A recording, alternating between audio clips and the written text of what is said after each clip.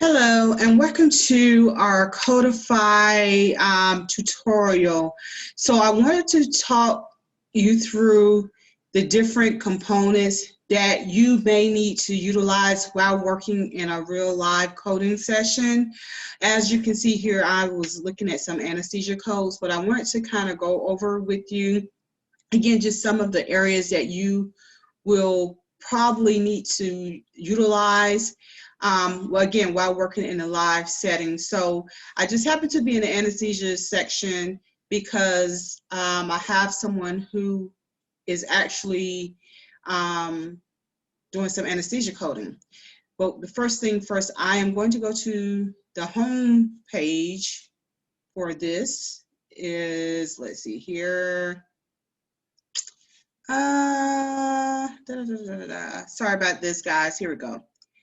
So give me 1 second. So of course we're going to go to Codify. Once you log into AAPC, your Codify is right there. So this is your home screen. So as you can see, you have like the code sets, the index, and the blank area where it's asking for your keywords, your codes, or your code ranges.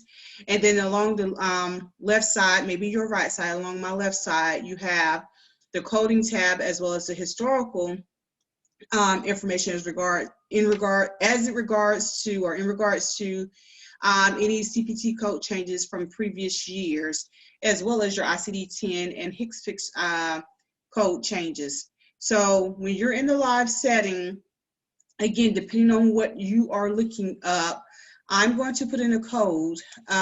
Let's say I'm looking for let's just say distal radius fracture. So I'm going to put in distal radius fracture. I'm going to key it in because I'm looking for the code and I don't know it off the top of my head. So you can either just type it in like this, or if you're looking for the specific code, like whether it be ICD-10 code or the CPT code. Usually with the CPT code, I would type in like the type of surgery. But in this case, I'm just going to type in the generic distal radius fracture, and I'm going to click my search button, and then it's going to give me different things. Of course, you see we have our ICD-10 codes listed as well as our CPT codes, or any CPT codes that are associated with that particular diagnosis. And so let's say I'm looking for a distal radius fracture of the right forearm. So as I click on, I know that it's a fracture of the forearm, so I'm going to click on the plus sign, and each plus sign, because as you click on each plus sign, it drills you down further or closer to your your ICD-10 code, or the specificity of that ICD-10 code. So again, I was looking for the distal radius fracture of the right arm.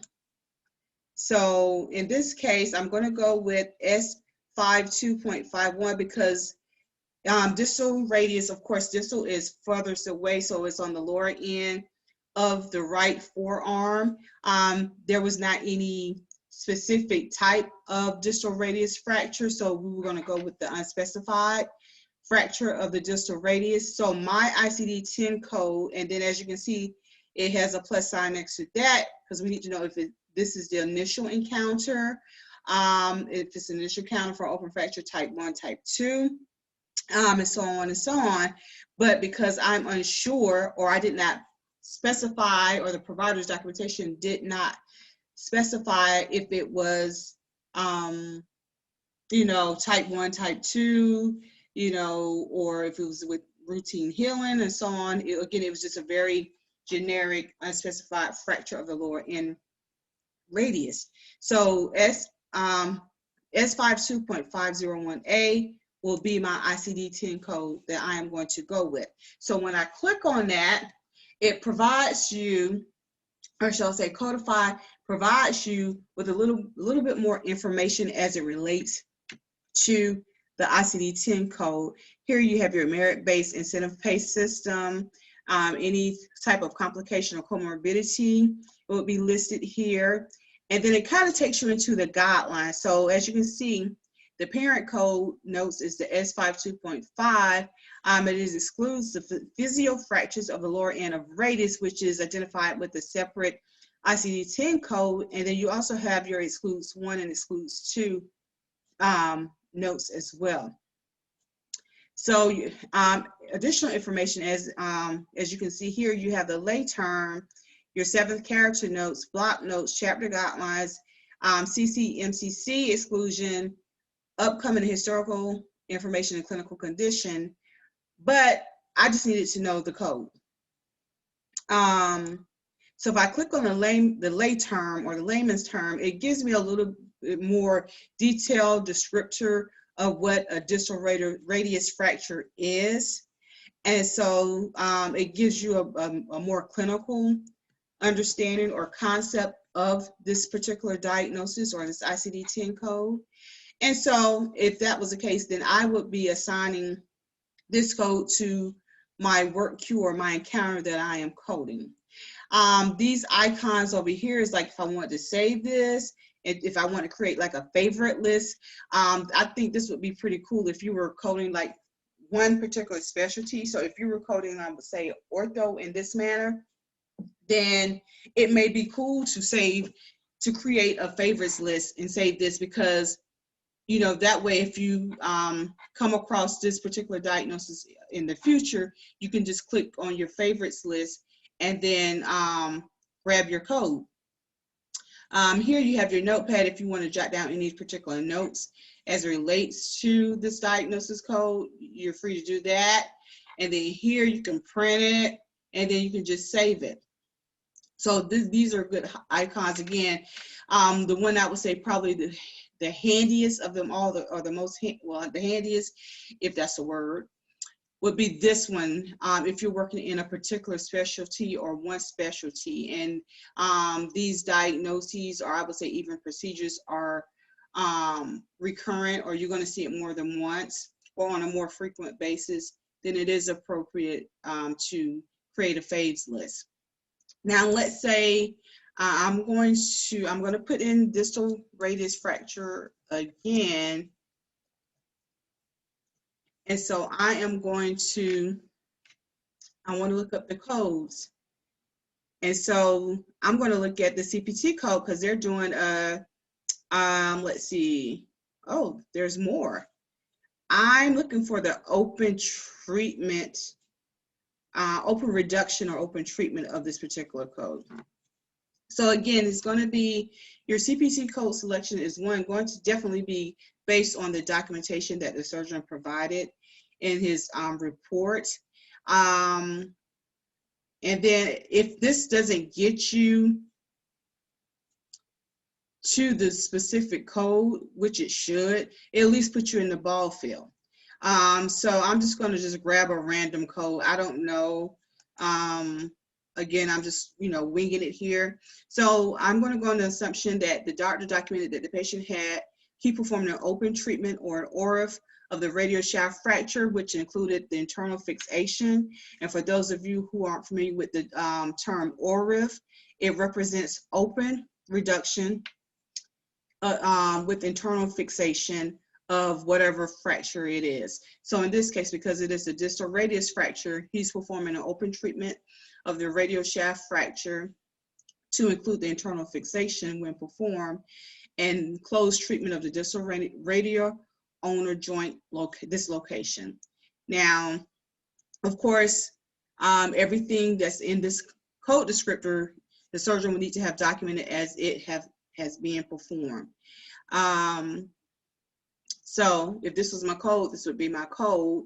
And if we want to get different information, if we want to ensure that this is the accurate code, you can click on lay term and it will show you again, or it will provide you with a more detailed descriptor of what should have transpired during this particular operative session in order for this code to be selected.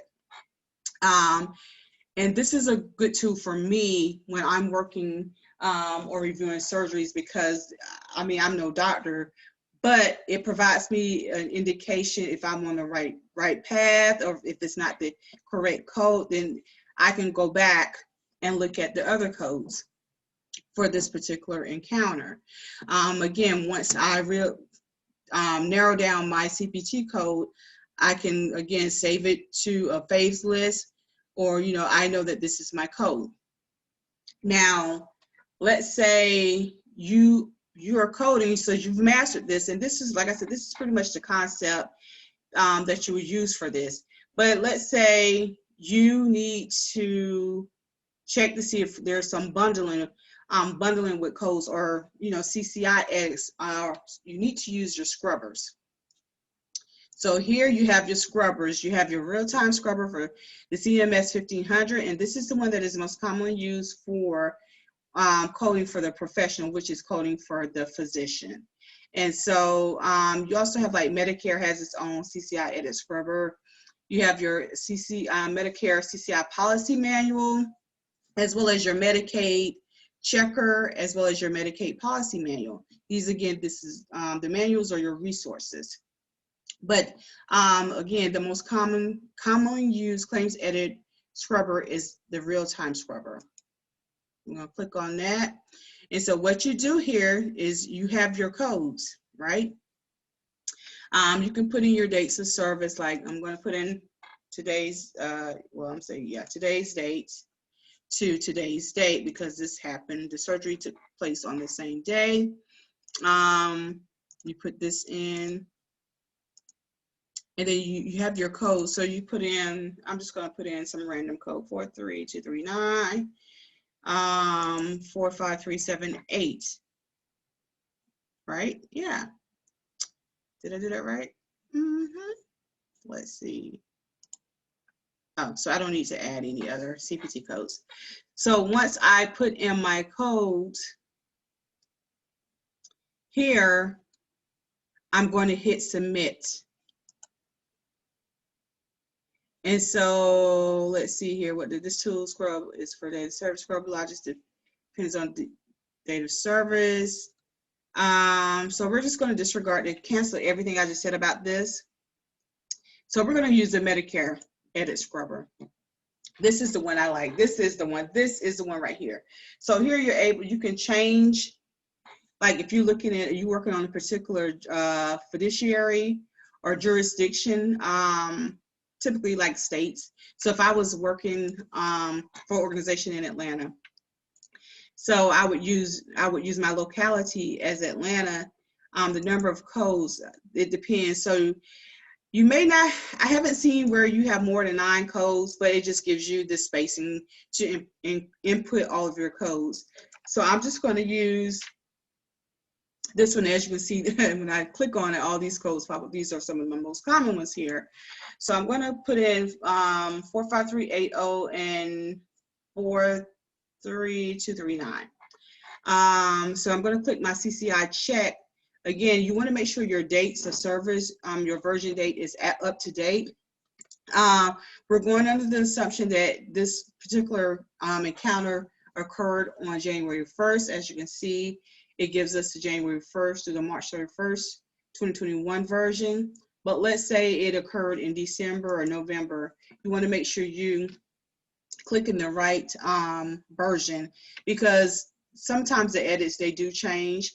One quarter it may be bundled, the next quarter it may not be bundled, and so on and so on. So you want to make sure you're in the right quarter, or the right version, excuse me. So we're going to go with January 1st.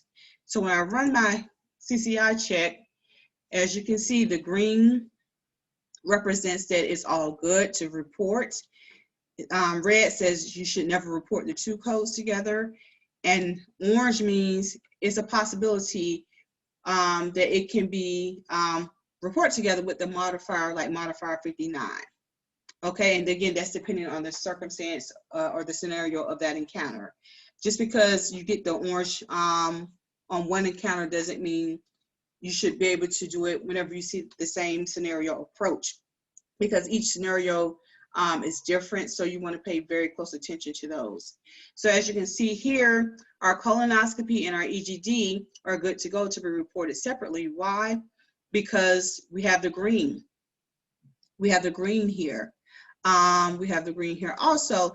And what I also like about Codify, it gives you the anesthesia codes as well as the anesthesia base units for using these. And also for your colonoscopy, you have alternate codes. And it depends, and the alternate codes really depends on whether or not, if it was a screening or if it was a diagnostic colonoscopy. Screening, you typically see a lot of, well, you do see a lot of screenings for those who are Medicare recipients or those who are new to Medicare, or they're at that age for Medicare. So these again are based upon certain circumstances. But it's neat how it gives you the anesthesia code. I call it the anesthesia crosswalk. And then it also, for your EGD, it also gives you that crosswalk code. And it also gives you that alternate code as well, as the I call it base unit value, the BUV. And also it tells you what the relative value unit is, or the weight of the code is. And so this is what the fee schedule is for this code, which is 434.27. This, again, because we're operating in Atlanta jurisdiction, this is what it is in Atlanta, as well as here, 378 for your 43239. Also, your RVU amounts, or your weight, will determine which code should be coded first. So you always want to make sure your highest RVU code is listed first, because the way that the insurance companies or the payers reimburse, because they do it in percentages, you want to make sure you're getting the most or the accurate amount for your highest RVU, and as well as your second and third, and so on and so on. So another good thing about Codify, it tells you all the modifiers that are applicable to these codes. It gives you the CPT Assistant, which is a resource that you can use. Let's say you have another coder or perhaps a provider who's questioning why it was coded a certain way, and you're going based upon your resource or the guidelines. These are neat because it gives you the resources, or at least the links to those resources for you that you can share with your provider. So it won't just be like your word against his, or you're just a hearsay, or your opinion. You actually have data or resource to back up what you are coding or you're sharing with the provider. And typically when you have a resource, or a legitimate resource, that is, not Wikipedia, but a legitimate resource, and you share that with the provider, they're more likely, they may not like the outcome, typically because it may reduce their reimbursement, but they are willing to accept the outcome and not argue with you. Our next one is our lay term. Again, it gives you a little bit more insight or detail as to what should take place in that encounter with that procedure. Let's see here. You have specialty coding alerts related, and then it depends on your what access you have with Codify. You have your calculations for your physician. You have path lab fee schedule. This is not applicable to this. And then you have your ICD-10 cross-reference. These are probably the most commonly used ICD-10 codes as to why they would do these procedures. Doesn't mean that this is the exhaustive list. It's just the most commonly used ICD-10 codes associated with that. And the same thing with your EGD codes. You get that same benefit. But yeah, I like the fact, especially if those of you who are working in anesthesia, it gives you the crosswalk to the anesthesia code, which is a beauty, which will make your job easier. And it also tells you what those value units are as well. So when you're looking at your, if you're an anesthesia coder and you're looking at the base unit, it's the same as the RVU weight unit as well. You want to make sure the one with the highest base unit is reported first. So that one was 4, and then our EGD is 5. So when you're an anesthesia coder, this one would be listed first, And then this one will be listed secondary, okay? What else is there to talk about in regards to maneuvering through Codify? So again, this is the most common use of it, looking up codes or confirming your codes. Like I said, you definitely would need this for bundling, verifying for bundling as well as unbundling services, what can and cannot be reported. I like the fact that you can just do it nationally, or if you're working in a specific jurisdiction, we can use Dallas, for example. Let's see what we get. It is the same, as you can see. It is the same. So let's see here. Let's try another one. Let's see. Let's try Alabama. Let's see. It's still the same. There hasn't been any changes. So yeah. So that pretty much wraps up, sums up how you maneuver through Codify. You have your publications, again, which are your resources, probably actually your books as well in electronic format. Bear with me, oh, actually, you click here, you have your coding and healthcare newsletters, you have your regulatory information, you have survival guides, and you have a MIPS quick guide. Let's take a look at the survival guides. So I love these survival guides because, again, this is another great resource when you are, if you're unclear or if you need data or resource, a legitimate resource to support your argument or your coding. These are really good resources. And also what I like about them is I want to say you can get CEUs through these, if I'm not mistaken. I know in 2020 you could, but I'm not sure in 2021. So it gives you some questions, it answers some questions, it covers most of, I guess I would say, the most commonly asked questions. Let's see what else we have. Okay. Let's see here. This is where you have your books. So you have your CPT books, your electronic format. You have your guidelines as it relates to that. You have your HCPCS. You have your modifiers.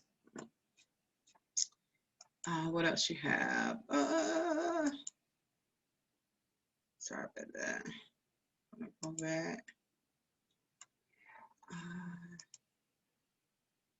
HCC, this is risk adjustment coding.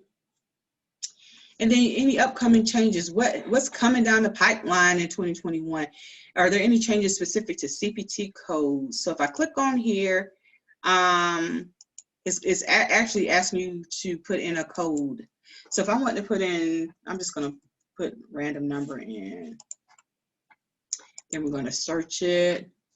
And it's going to take me back to everything that is specific to that code, the guidelines, historical information, advice, lay terms, modifiers that are specific, the national drug coverage, or you may hear it as the NDC. So yeah, so again, you have that same format in regards to locating your conversion factor as it relates to the CPT code, co-surgery modifiers, practitioners, coding alerts, all the things, CMS, all that quick resource and information at your fingertips. So I hope this helped you to somewhat start learning how to maneuver through Codify. And also this may vary depending on what type of subscription you may hold. As you can see, the more expensive, the more access you have. And for if you just have the generic access, you may not have, yours may not look like what I'm sharing with you. And also what I love about it too, let me not forget, it provides an illustration. One of my slangs or things I used to say when I started out in orthopedic coding and speaking with my surgeons is, can you speak to me as if I'm in kindergarten or for my first grader? Because I would have them draw pictures for me just to kind of give me an idea of what transpired in the OR, and it works wonders. So I'm glad that they have the illustrations here for you all as well. So I think this is it for Codify. So again, the most common used areas that you would typically use in your coding, your live coding sessions is your keyword search. Again, your coding tools, which is the CCI edit checker. And then if you need to have resources at your fingertip to confirm what you were thinking or to provide additional resource to a provider, you have those at your fingertips. All right, so that concludes my session with Codify.